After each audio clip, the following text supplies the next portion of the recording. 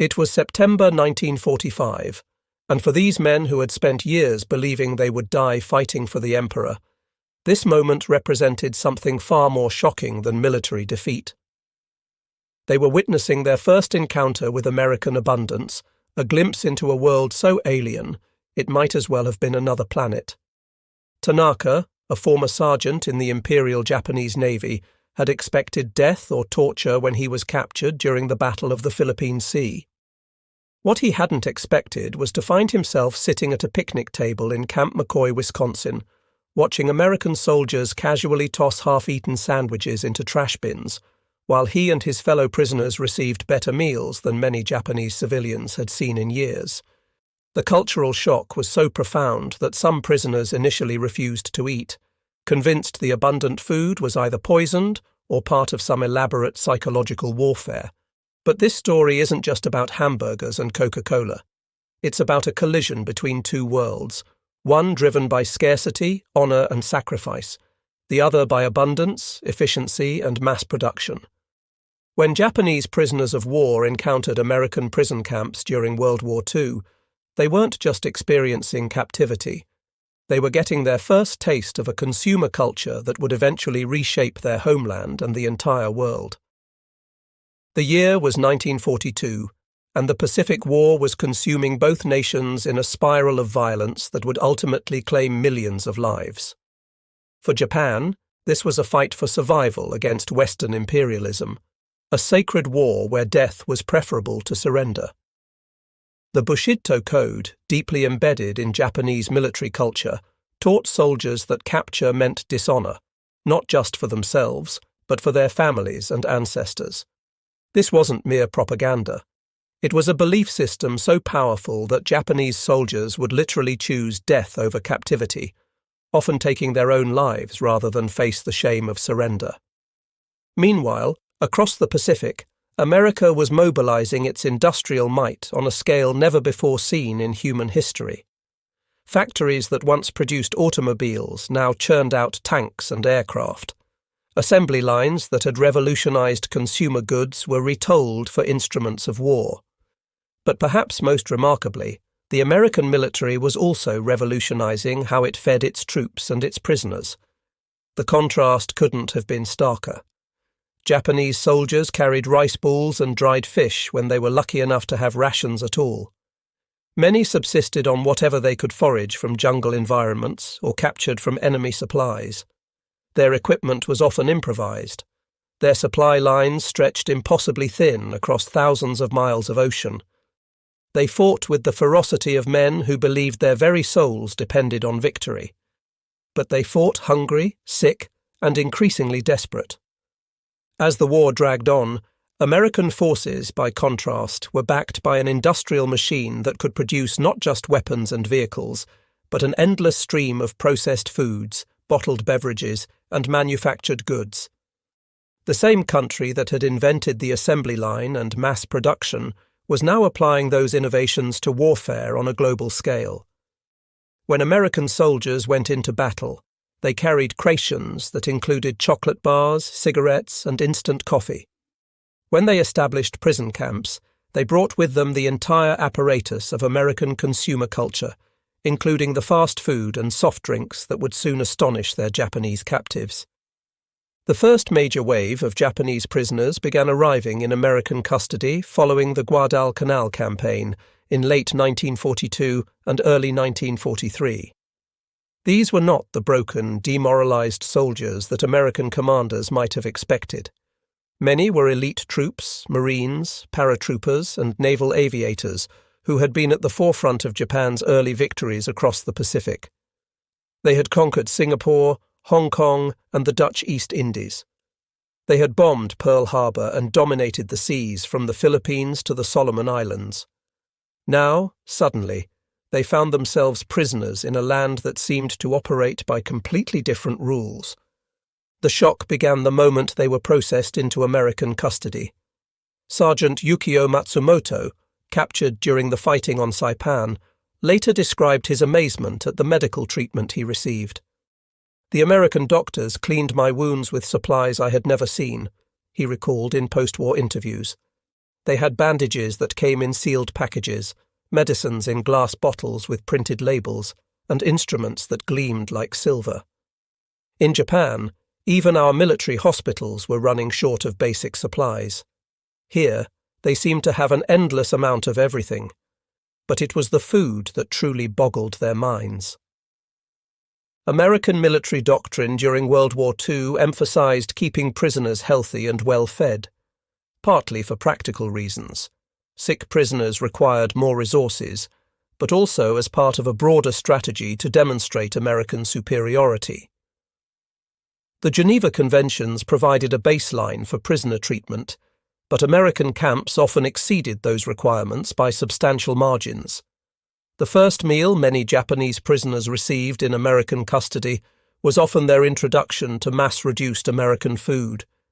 Canned meat, processed cheese, white bread that seemed impossibly soft and sweet compared to the coarse grain products they knew from home. But perhaps nothing symbolized the cultural divide more than Coca-Cola.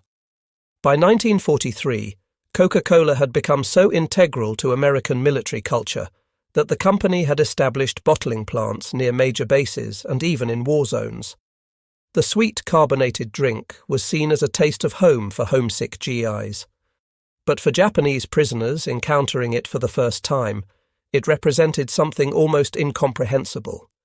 A beverage that served no nutritional purpose, provided no sustenance, yet was consumed purely for pleasure and widely available even in wartime. Lieutenant Commander Saburo Hayashi, shot down over the Marshall Islands, described his first encounter with American prison camp life in vivid detail. They brought us to a place that looked like a small city. There were buildings laid out in perfect rows with electricity, running water and paved roads. The American guards moved with a casualness that shocked us. They chewed gum, smoked cigarettes freely, and seemed completely unconcerned about conserving resources. When they offered us lunch, I thought it was some kind of test. The lunch in question was hamburgers, French fries, and Coca-Cola, a meal that would become legendary among Japanese prisoner communities.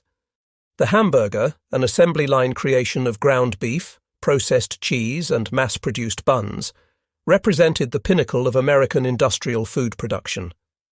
The French fries, cut to uniform sizes and deep-fried in abundant cooking oil, showcased a level of resource availability that seemed almost magical to men who had been fighting a war of extreme scarcity.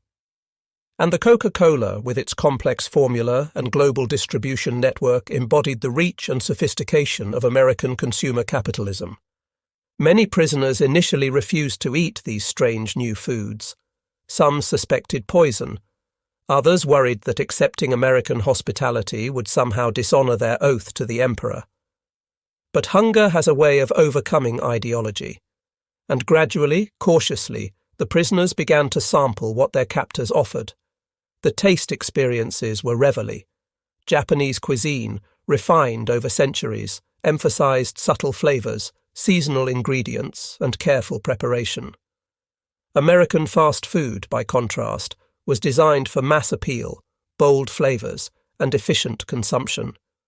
The hamburgers were salty, greasy, and satisfying in ways that rice and fish could never be.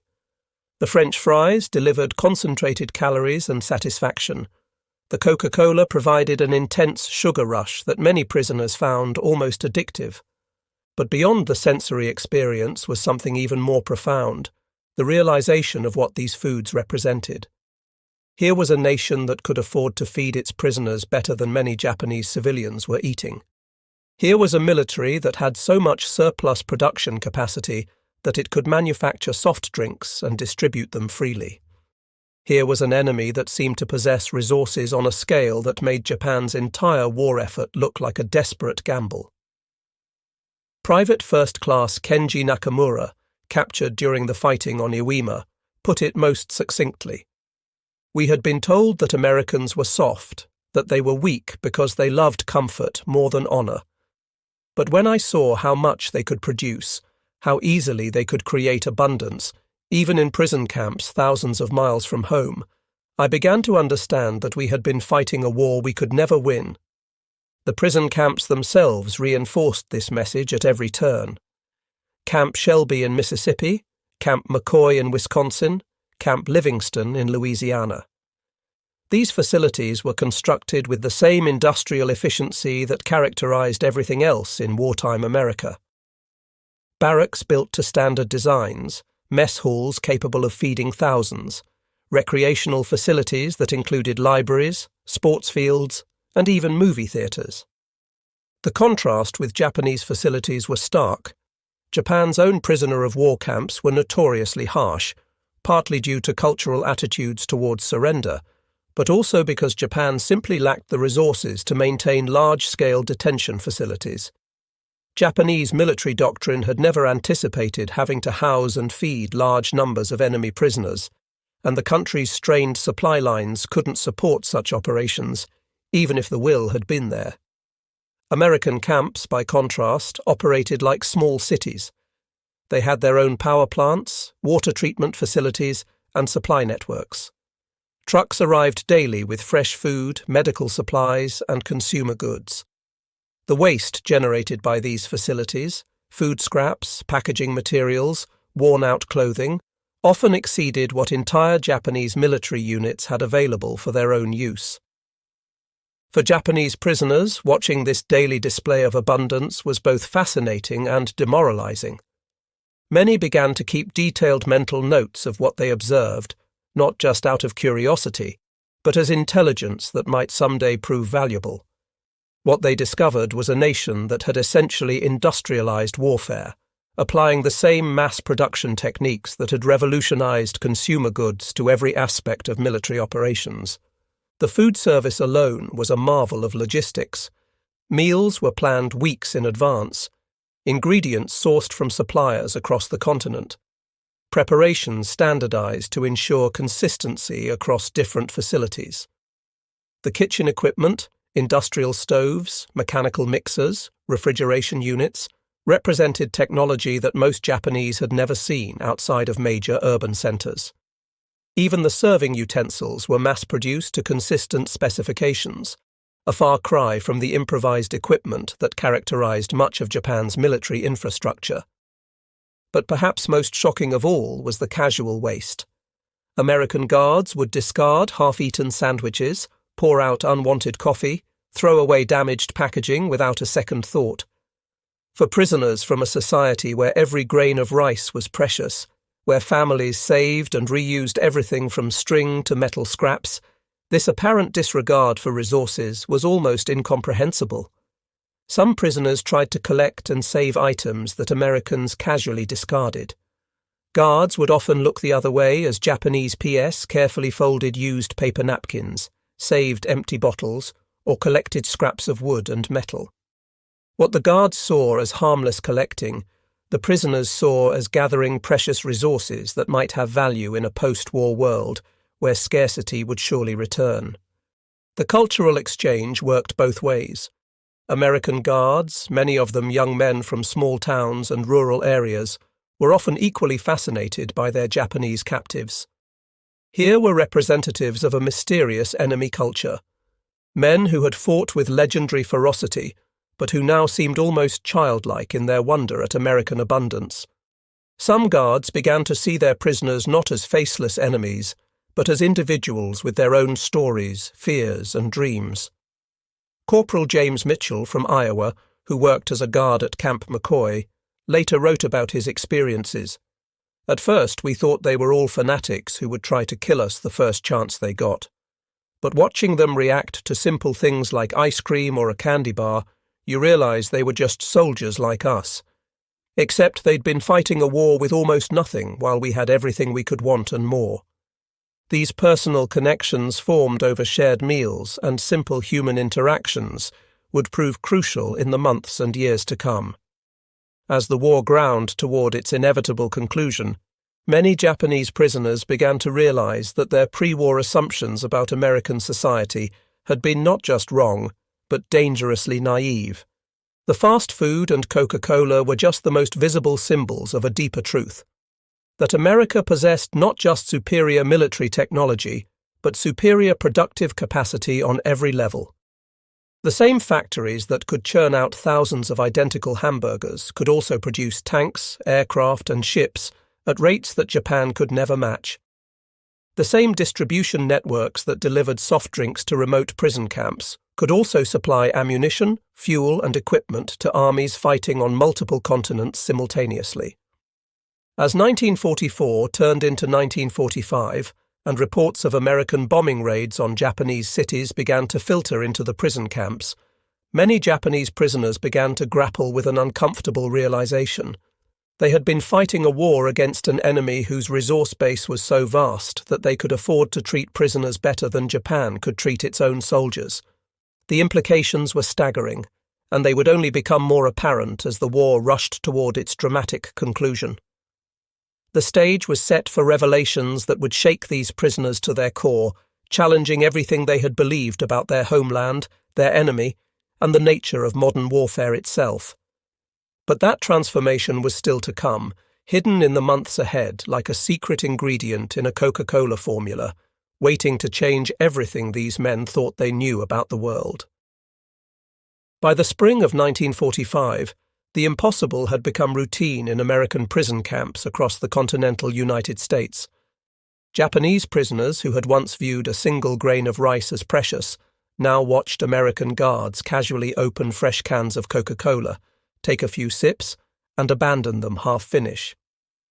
Men who had been taught that death was preferable to surrender were learning to operate ice cream machines in camp mess halls. The transformation wasn't just dietary. It was philosophical, challenging the very foundations of everything these prisoners had believed about strength, honor, and what it meant to be a powerful nation.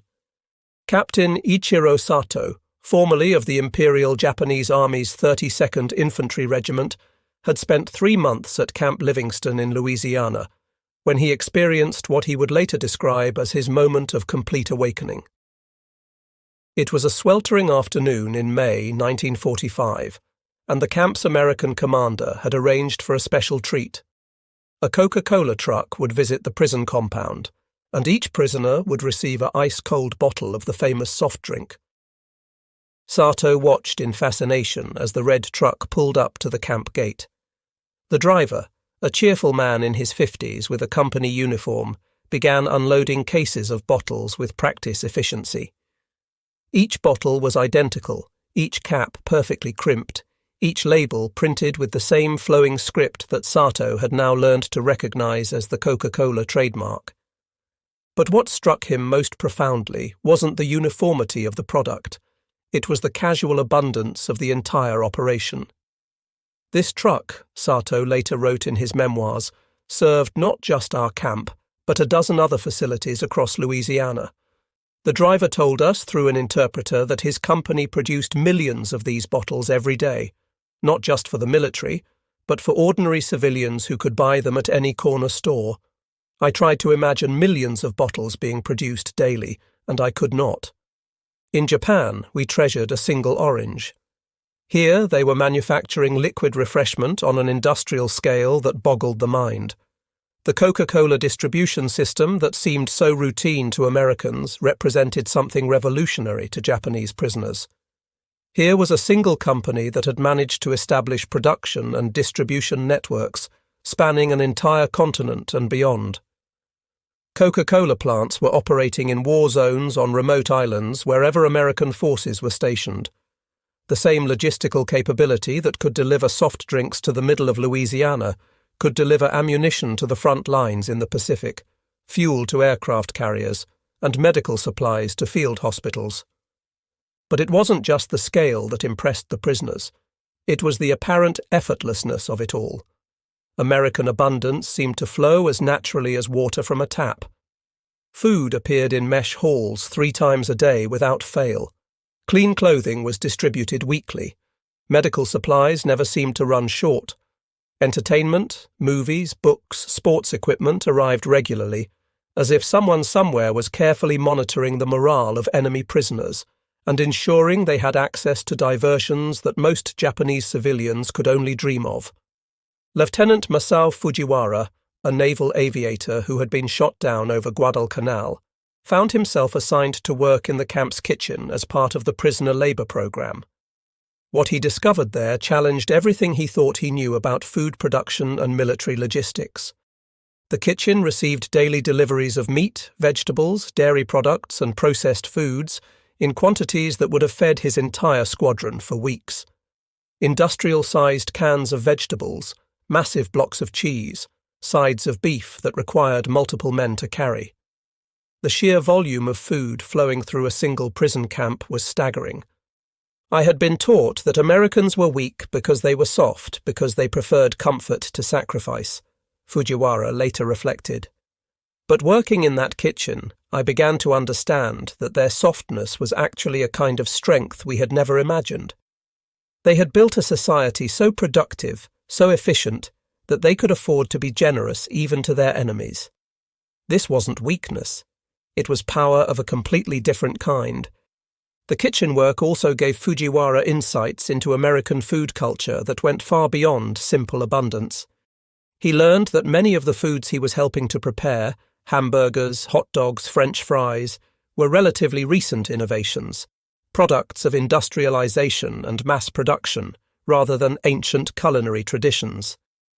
The hamburger, he discovered, had been invented as a quick, efficient way to serve meat to factory workers. French fries were a standardized product that could be prepared identically in restaurants across the country. Even Coca-Cola, with its closely guarded secret formula, was ultimately a triumph of industrial chemistry and mass marketing. These foods weren't just nutrition.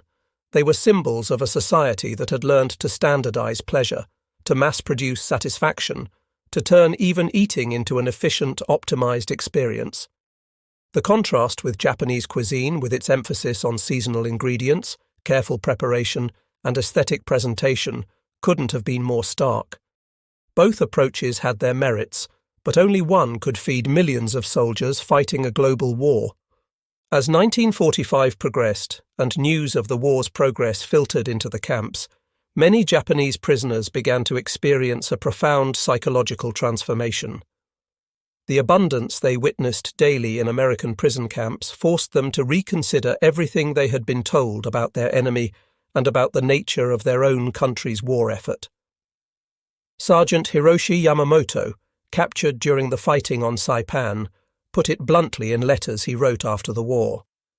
We had been told that America was a nation of weaklings who would collapse at the first sign of real hardship. But here I was, a prisoner of war, eating better than I had eaten in years of military service in Japan. If this was how they treated their enemies, how well did they treat their own people? And if they could afford such generosity in wartime, what did that say about the true balance of power in this conflict? The question haunted many prisoners as the summer of 1945 wore on. Reports from the Pacific Theater were becoming increasingly grim for Japan. American bombers were ranging freely over Japanese cities, and the prison camp guards spoke openly of inevitable victory. Some prisoners clung to hope that Japan's legendary fighting spirit would somehow prevail. But the evidence of American industrial might was all around them, as visible as the Coca-Cola bottles that accumulated in waste bins and the hamburger wrappers that littered picnic tables. The end, when it came, was swift and shocking. On August 15, 1945, Emperor Hirohito's surrender broadcast reached the prison camps through Japanese-language radio programs. For many prisoners, the news was devastating, not just because their country had lost, but because the reality of defeat forced them to confront how completely they had misunderstood the nature of the conflict they had been fighting. In the days following Japan's surrender, something remarkable happened in American prison camps. The psychological barriers between captives and captives began to break down in ways that would have seemed impossible just weeks earlier. American guards, many of whom had lost friends and family members in the Pacific War, found themselves sharing meals and conversations with former enemies who now seemed less like dangerous fanatics and more like fellow humans trying to make sense of a changed world. The fast food and soft drinks that had once symbolized an alien culture now became bridges to understanding. Japanese prisoners who had initially been suspicious of hamburgers and Coca-Cola now found comfort in these familiar camp foods. Some guards began teaching prisoners how to prepare American dishes, while prisoners shared techniques for preparing rice and vegetables in ways that American cooks had never imagined. Private Kenji Suzuki, who had spent over a year at Camp McCoy, described the post-surrender period as a time of profound learning. Before the surrender, I ate American food because I was hungry and had no choice. After the surrender, I began to understand what this food represented. It wasn't just about feeding people efficiently. It was about creating a shared experience, a common culture that could unite people from different backgrounds. When I watched American soldiers from different states, different ethnic backgrounds, all enjoying the same hamburgers and Coca-Cola, I began to understand something important about how American society worked. This insight would prove prophetic. In the months following Japan's surrender, as prisoners began to be processed for repatriation, many found themselves reluctant to return to a homeland they now realized they barely understood. The Japan they had left was a society built on scarcity, hierarchy, and sacrifice. The America they had discovered was built on abundance, efficiency, and mass consumption. The contrast raised uncomfortable questions about which model would prove more successful in the post-war world. The repatriation process itself provided one final lesson in American organizational efficiency. Prisoners were processed through massive staging areas where they received new clothing, medical examinations, and documentation. The logistics were staggering. Thousands of former prisoners of war, each requiring individual attention, processed through a system that moved with clockwork precision. And throughout it all, the familiar comforts of American mass culture were present. Hot meals served on standardized trays, cold soft drinks available at every stop, entertainment and diversion provided as routinely as medical care. Many prisoners received care packages for their journey home containing items that would have been luxury goods in wartime Japan. Chocolate bars, cigarettes, canned foods, and yes, bottles of Coca-Cola for the long ship voyage back to their devastated homeland. The generosity was both touching and strategic, a final demonstration of American abundance that would send these former enemies home with a very different understanding of the nation they had fought.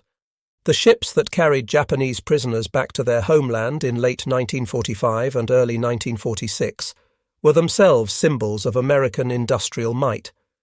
Many were Liberty ships, mass-produced cargo vessels that had been churned out by American shipyards at the rate of one every few days during the war's peak. These vessels, loaded with repatriated prisoners and relief supplies, represented the same productive capacity that had made hamburgers and Coca-Cola available in remote prison camps throughout the war. As these ships approached the Japanese coastline, many former prisoners got their first glimpse of what American bombers had done to their homeland. Cities lay in ruins, harbours were clogged with sunken ships, and the industrial infrastructure that had once seemed so impressive to Japanese eyes was now revealed as primitive compared to what they had witnessed in America. The contrast was heartbreaking and illuminating in equal measure.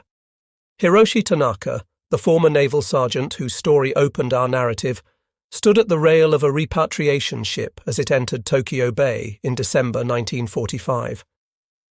In his baggage was a nearly empty bottle of Coca-Cola that he had been saving for this moment. As he looked out at the devastated landscape of his homeland, he took a final sip of the sweet, fizzy drink that had come to symbolize everything he had learned about American power and abundance. I realized, he later wrote, that we had been fighting not just a war, but an entire way of thinking about what a modern society could become. We had approached the conflict as if it were still the 19th century, as if willpower and sacrifice could overcome industrial capacity and technological innovation. The Americans had approached it as an engineering problem to be solved through mass production and efficient distribution. Looking at the ruins of Tokyo, it was clear which approach had proven more effective. But the story doesn't end with defeat and devastation. In the years that followed, many former prisoners of war became bridges between the two cultures, helping to rebuild Japan according to principles they had first encountered in American prison camps. The abundance they had witnessed, the efficiency they had observed, the casual prosperity that had once seemed so alien. All of these became models for Japan's remarkable post-war reconstruction. The fast food and soft drinks that had once shocked Japanese prisoners were among the first American cultural exports to gain acceptance in occupied Japan. By the 1950s, Coca-Cola was being bottled in Japan itself, and American-style restaurants were becoming popular in major cities. The former enemies had become students, eager to learn the secrets of abundance and efficiency they had first encountered as prisoners of war. Some of the very men who had once stared in amazement at hamburgers and French fries became entrepreneurs in the new Japan, establishing businesses based on principles of mass production and standardization they had observed in American prison camps. Others became educators, teaching a new generation of Japanese about the importance of industrial efficiency and consumer satisfaction. A few even became diplomats, helping to forge the alliance that would transform former enemies into close partners. The transformation wasn't just economic, it was cultural and psychological. The Japan that emerged from occupation was a nation that had learned to embrace abundance rather than scarcity, efficiency rather than sacrifice, prosperity rather than mere survival. The young Japanese who grew up in this new society would find hamburgers and Coca-Cola as familiar as rice and tea, symbols not of foreign occupation, but of modern prosperity. Today, Japan is one of the world's most prosperous nations, a leader in technology and manufacturing, a society that has mastered the art of mass production and efficient distribution.